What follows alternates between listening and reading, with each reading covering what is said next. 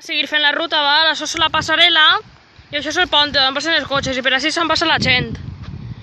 Veieu, ja estem en setembre i el riu té aigua. Enguany este riu s'ha recuperat.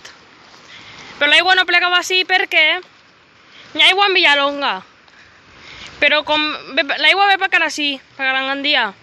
Però com reguen i vos van llevant aigua, entonces així, si allí baixa, van llevant, així no arriba l'aigua mai.